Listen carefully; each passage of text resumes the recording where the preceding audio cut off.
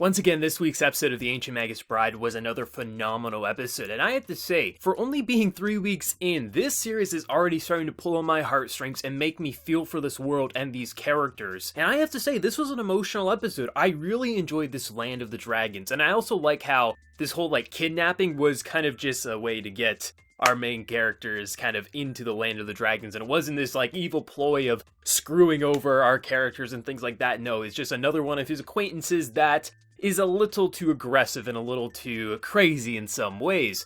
But this Land of the Dragons was very interesting. For one, I loved how all of the kind of baby or the children dragons, they were very innocent and very playful, exactly like kids, and I thought it was adorable watching Chisei kind of play with them, but also you could tell she was kind of unsure of what the hell she was supposed to be doing because this is all new to her. All her life she was kind of thrown away and cast away as being this this very dangerous kid that no one wanted around because she was cursed. So now having all this kind of magical things just around her and not being kind of scolded for it or just feel like it's a natural thing for her, obviously it's going to take a lot of time for her to just grow to accept these kinds of things, but I did like seeing her throughout the episode start to play with these dragons, also being like, no, humans can't fly, we can't go jumping off and gliding to the rivers, things like that. It just had a very playful side to it. But on the other side of it, when you have this big old dragon, this ancient dragon who is slowly dying and he's going to be dying very soon, which he does by the end of the episode, but I like the mentality and how they really break down some of the different species of dragons. They don't go just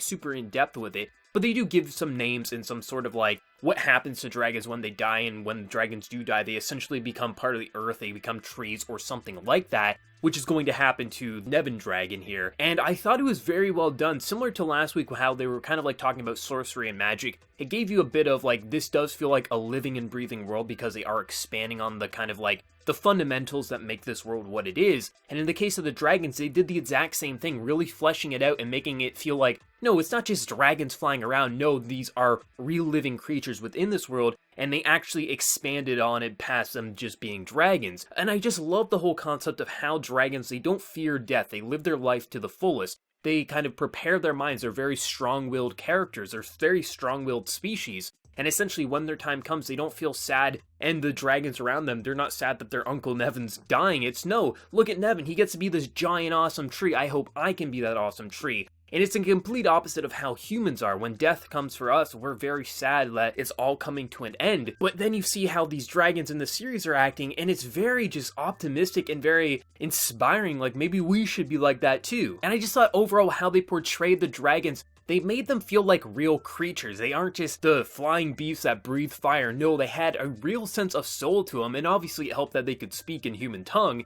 But I just loved that. But you also really got another great sense of Chisei and how broken and how depressed she is, because she lived her entire life being cast aside by her family, trying to kill herself at times. And I love how this anime is going, of not just making her immediately go snappy into, oh, I now have a wonderful home where people want me, because anyone who lived their entire life being cast aside by the ones that are supposed to love you and treat you with respect and kindness, obviously isn't going to flip a switch and immediately going to be happy that she now has a home that seemingly is welcoming her, saying that her power is not a curse, it's a blessing. That's going to take a long time for her to truly accept that she's not a burden and that she is someone worthy of life and love. That is going to take some time. And how they're portraying Chisei and her mentality is brilliant and very, very believable for being set in a very fantasy and magical setting. The way they're handling Chisei and her character is spot on believable and makes me care for her character and want the best for her. And when she was having that kind of dream sequence with Nevin, and essentially Nevin goes inside her mind and reads her memory saying it's good you didn't jump off because you don't have wings, you couldn't, and you have so much to look forward to.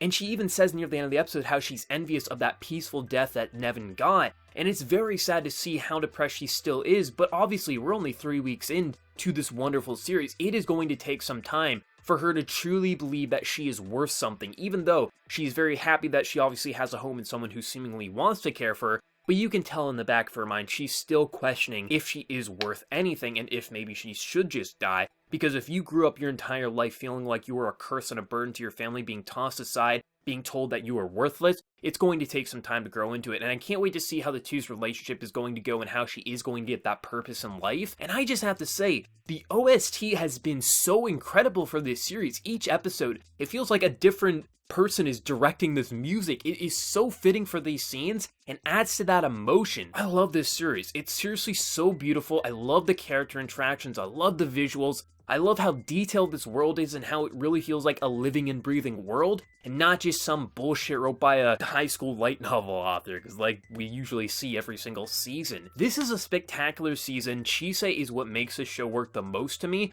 but it's that detail to the world and its characters that really makes us feel believable, with the presentation and just audio just making it just a perfect package so far. I can't wait to see where this is going to go. Love the Land of the Dragons, and I can't wait to see what we're going to see next, the next species or the next character. Brilliant episode, but let me know your thoughts. What did you think of episode 3? And what are you thinking is going to happen with episode 4 next week? Let me know your thoughts. And before you leave, smack that like button to show your support. If you're new to the channel, be sure to subscribe. So until next time, everyone, please take care and have a good one.